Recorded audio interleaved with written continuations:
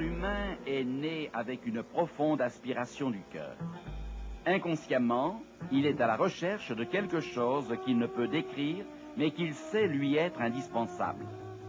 Un psychiatre suisse a déclaré qu'il y a en l'homme un manque divin. Saint Augustin avait déjà écrit « Tu nous as fait pour toi, ô Dieu, et nos cœurs sont agités jusqu'à ce qu'ils trouvent le repos en toi. » Comme une souris affolée prise dans une trappe, l'homme semble courir, s'élançant dans une direction puis dans une autre, à la recherche de la paix intérieure, mais sans trouver d'issue. Ainsi l'homme, plein de la nostalgie du bonheur, tente de remplir les vides de sa vie par la gloire, l'argent, les biens matériels, les plaisirs. Mais il découvre très vite que ces satisfactions sont éphémères. Tôt ou tard, la question qui entête un vieux prophète se pose à lui. Pourquoi travaillez-vous pour ce qui ne rassasie pas?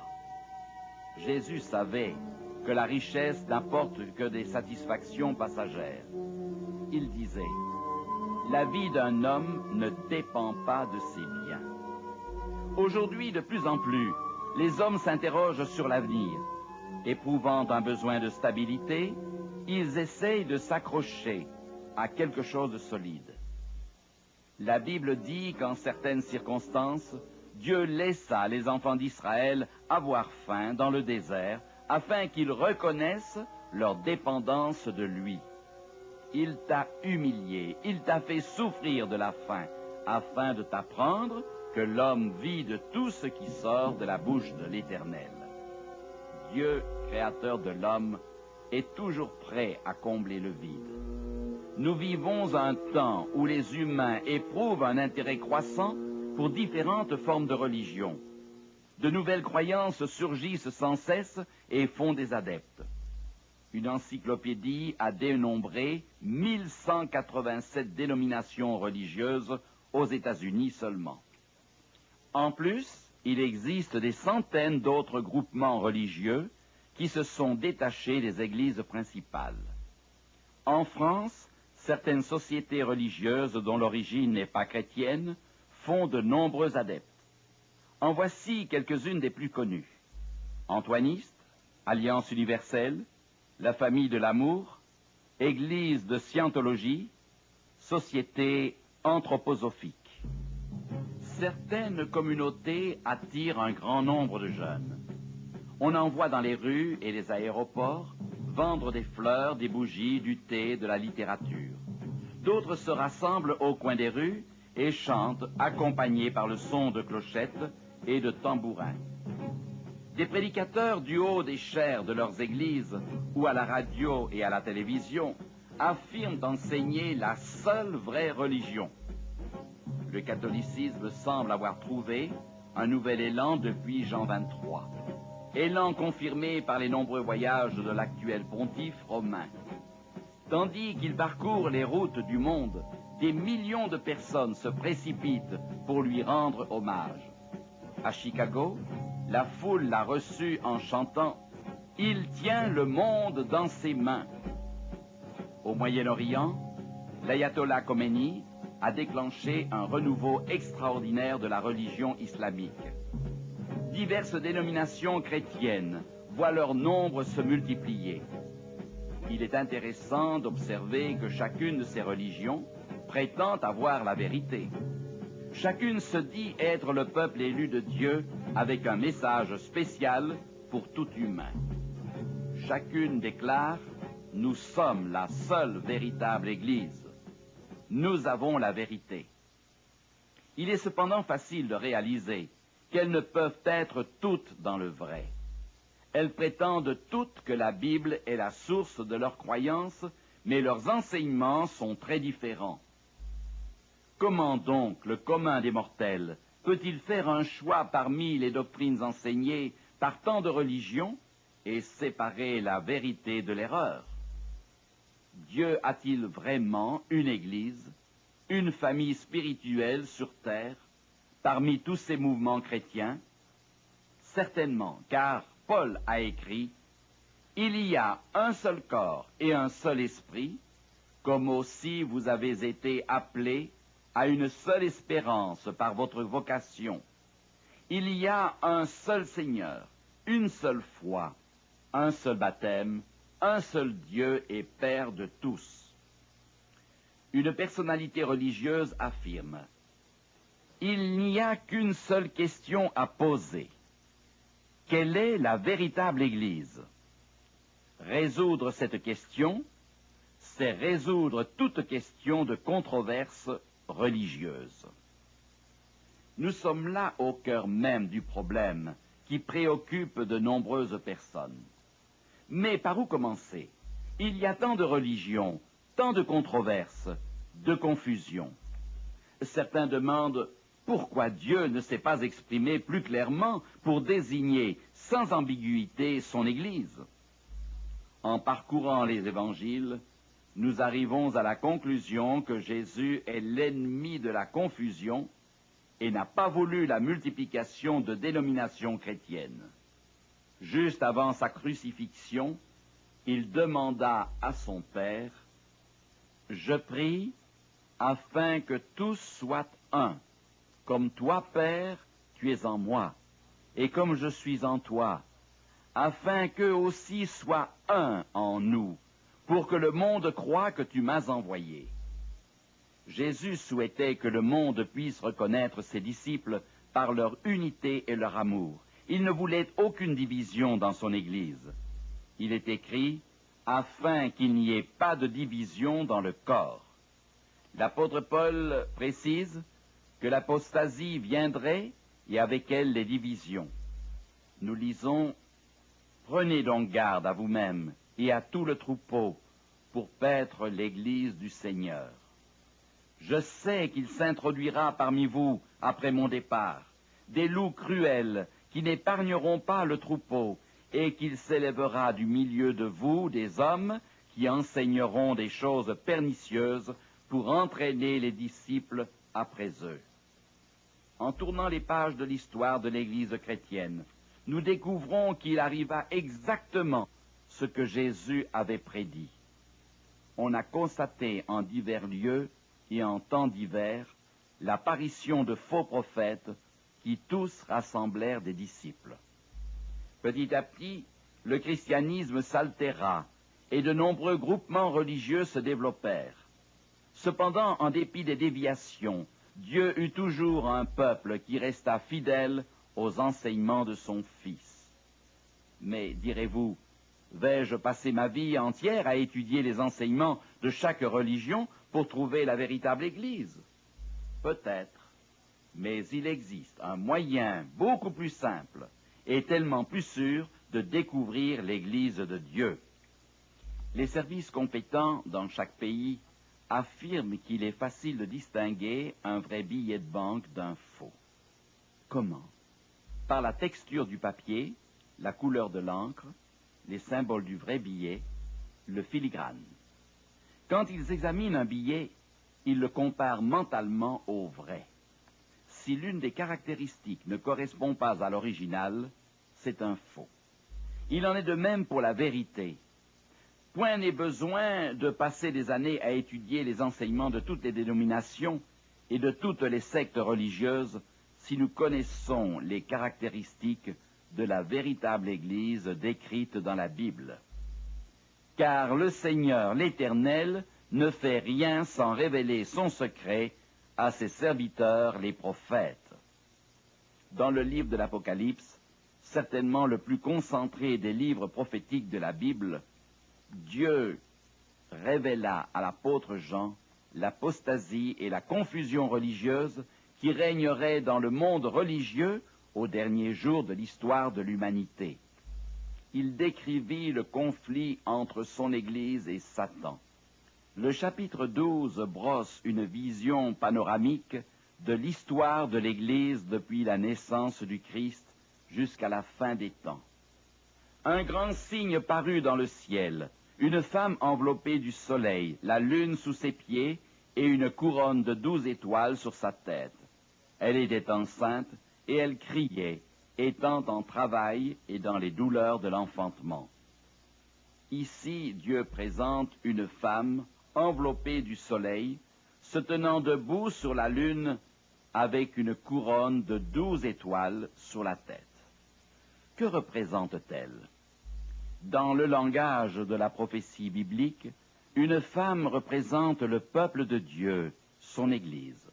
Le prophète Jérémie la définit, la belle et la délicate, la fille de Sion. Qu'est-ce que Sion? Ésaïe répond, tu es mon peuple. Si nous associons ces deux textes, nous voyons que Dieu représente son Église par une femme délicate et vertueuse. L'apôtre utilisait la même terminologie pour décrire l'Église de Corinthe.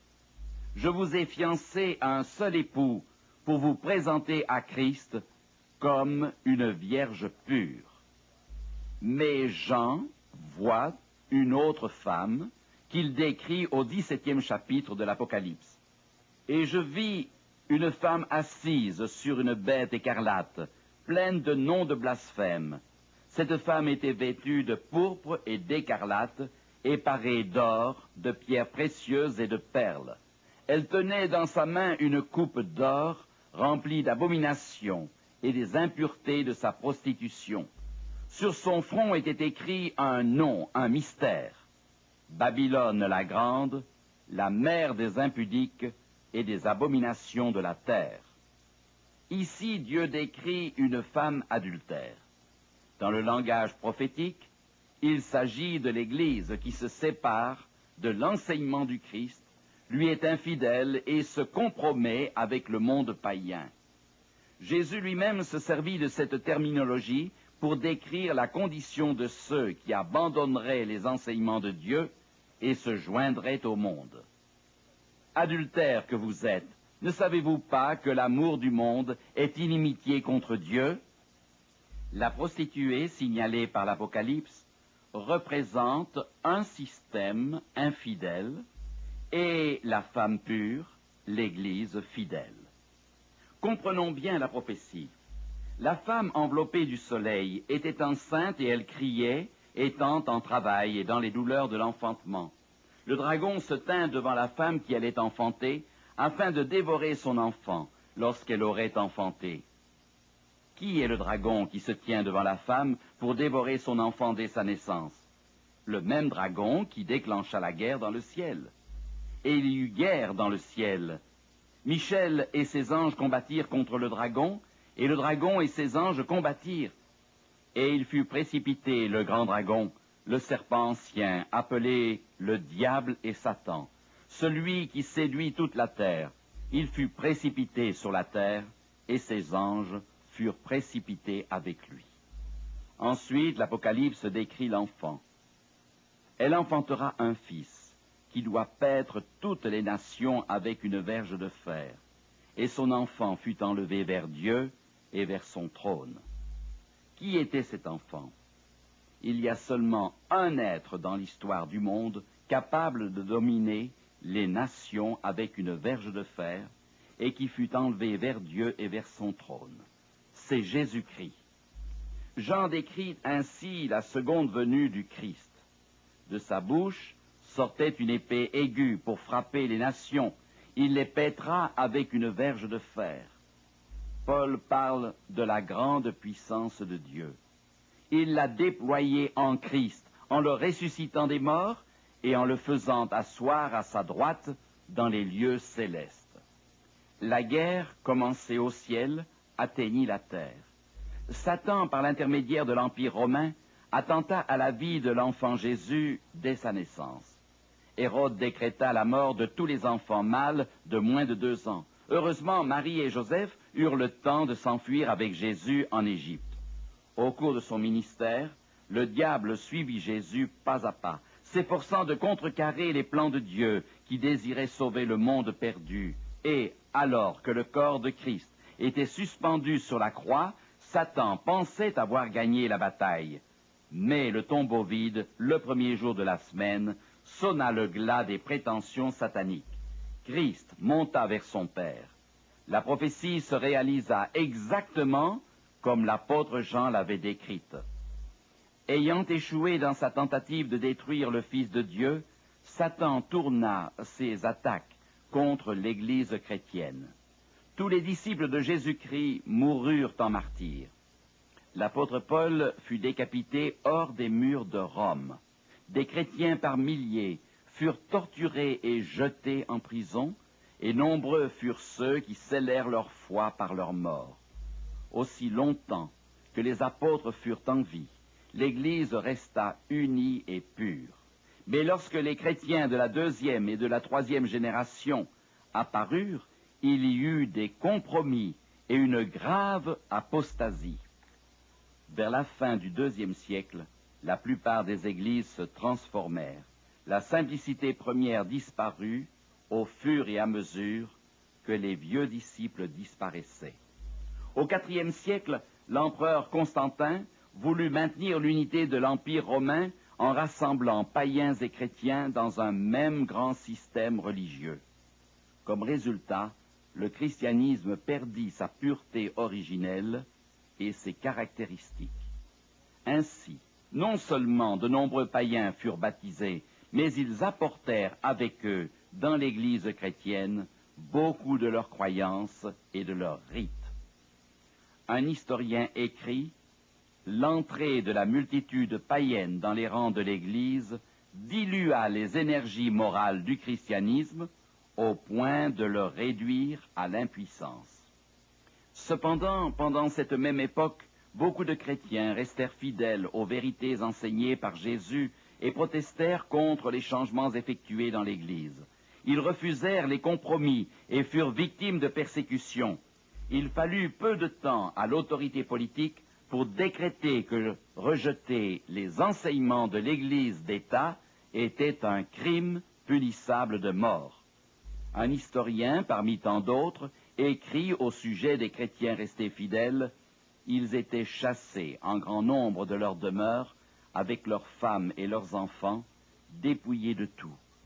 Beaucoup furent massacrés de façon inhumaine. Jean en fut témoin en vision.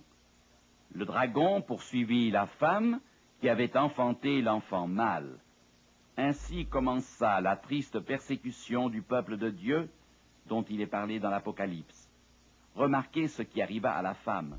La femme s'enfuit dans le désert, où elle avait un lieu préparé par Dieu, afin qu'elle y fût nourrie pendant 1260 jours. La prophétie indique pendant combien de temps le peuple de Dieu serait persécuté. 1260 jours. Plusieurs fois déjà, nous avons remarqué qu'en matière de prophétie, chaque jour représente un an. Je t'impose un jour pour chaque année. Donc, la persécution des chrétiens fidèles devait se poursuivre pendant 1260 ans.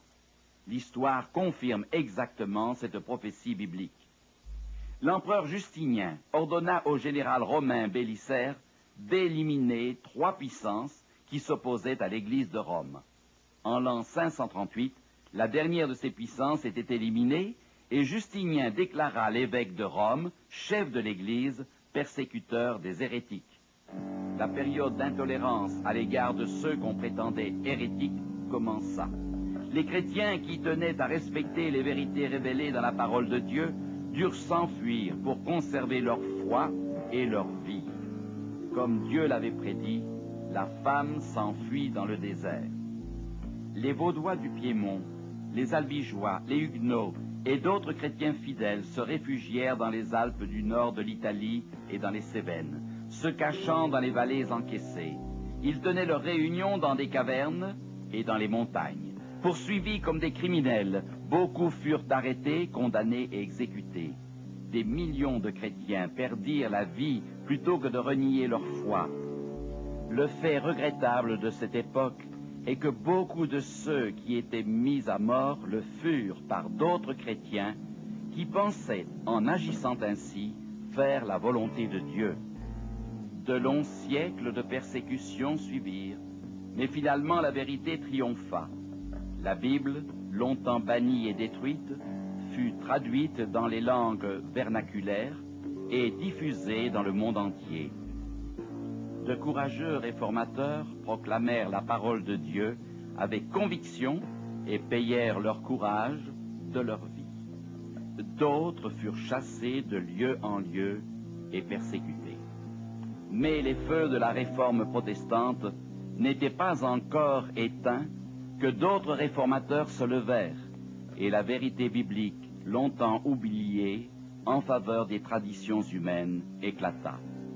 La fureur et le courroux de Satan se manifestèrent avec une violence inouïe. Ce fut à cette époque qu'eut lieu la découverte de l'Amérique. La prédication des réformateurs et la découverte du Nouveau Monde offrirent à des milliers d'êtres humains la liberté morale et physique. Là, sur les rives d'un continent neuf, furent posées les fondations des libertés civiques et religieuses indispensables au développement harmonieux de l'homme. C'est pour cette raison que la France offrit aux États-Unis la statue de la liberté. Voici le message écrit sur le socle de la statue. Confiez-moi ceux qui sont là, vos pauvres, ces masses confuses qui aspirent à vivre libres. Tous ceux que vos rivages surchargés ont rejetés comme des épaves. Que viennent à moi les sans-foyers, ballottés par la tempête. J'élève ma torche près de la porte d'or. Les États-Unis n'étaient pas seulement devenus un refuge pour les victimes des persécutions religieuses, mais aussi une patrie où les chrétiens pourraient donner libre cours à leurs activités religieuses.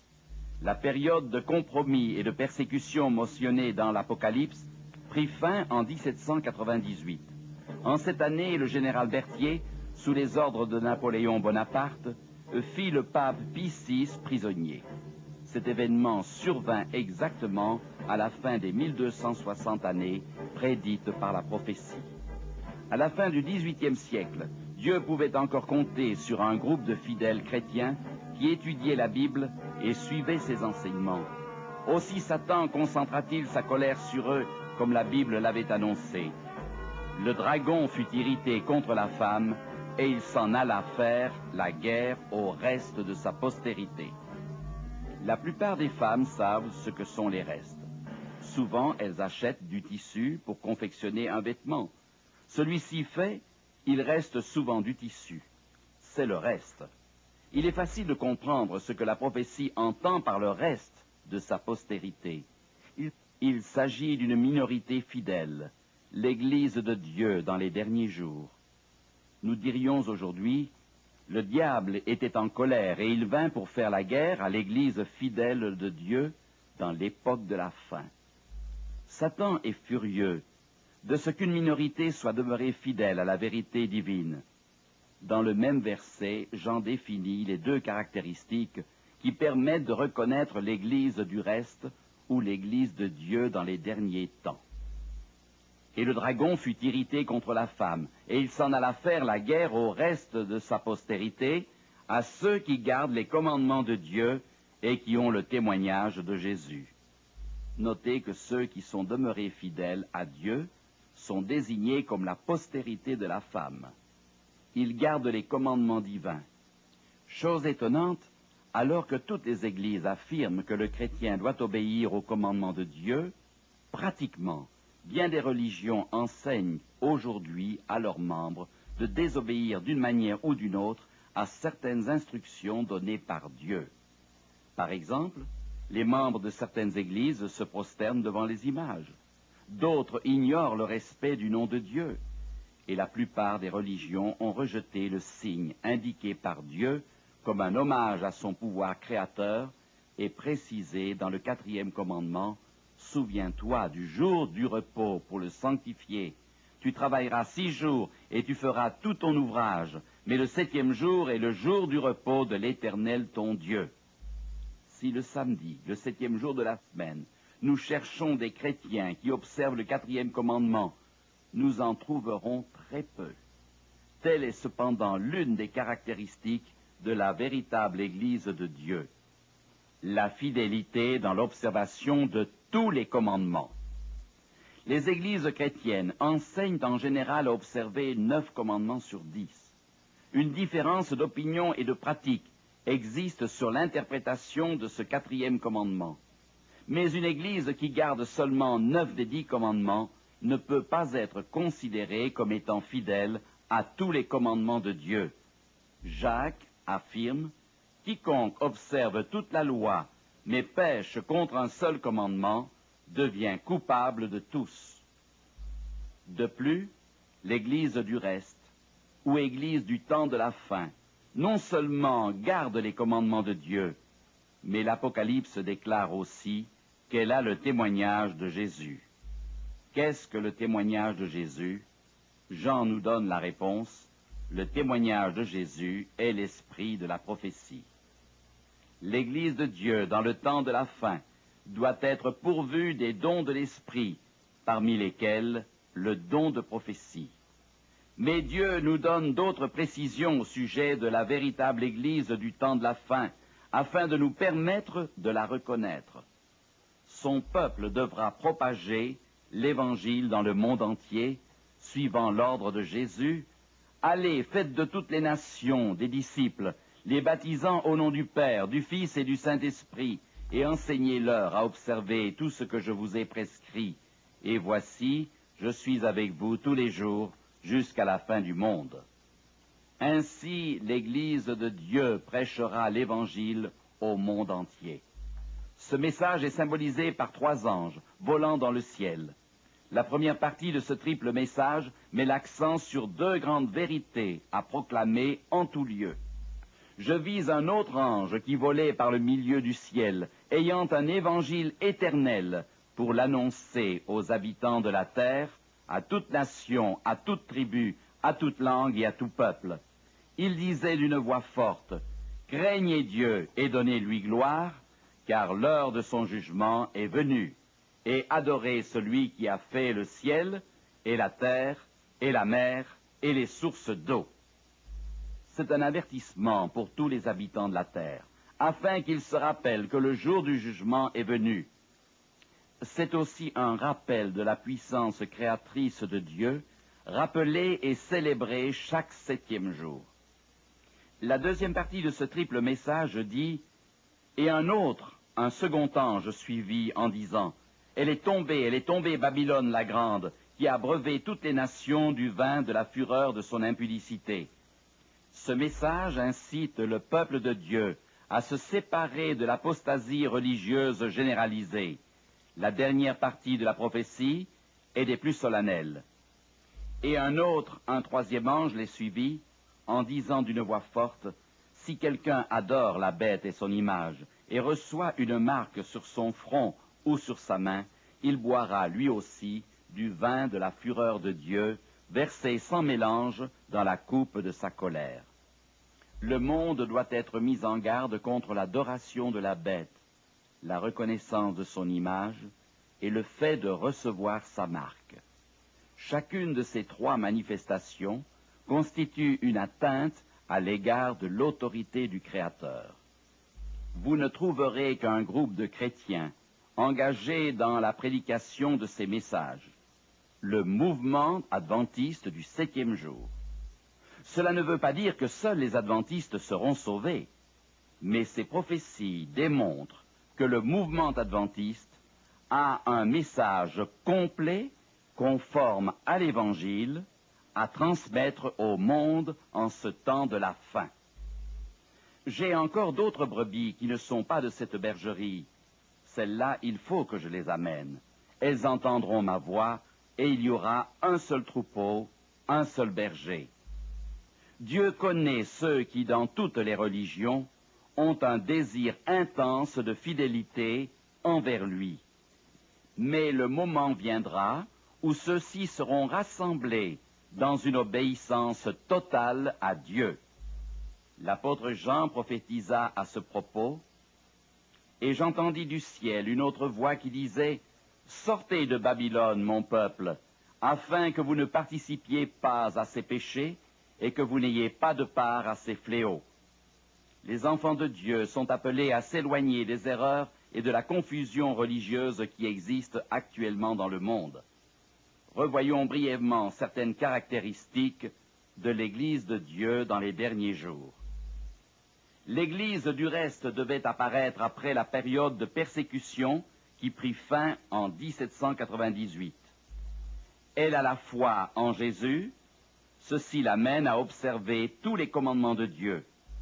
Elle proclame le message d'avertissement précisé dans Apocalypse 14 afin de préparer un peuple fidèle pour le retour de Jésus. Elle possède les dons de l'Esprit, y compris celui de la prophétie. Malgré la confusion des religions actuelles, vous pouvez découvrir celle qui apparaît comme l'Église de Dieu. En étudiant avec soin cette remarquable prophétie, vous constaterez que Dieu a un peuple suscité par lui pour apporter un message spécial au monde actuel. Il ne suffit toutefois pas de connaître les enseignements bibliques. Il faut les mettre en pratique et suivre l'exemple de Jésus, car lui-même a déclaré « Si vous savez ces choses, vous êtes heureux pourvu que vous les pratiquiez. »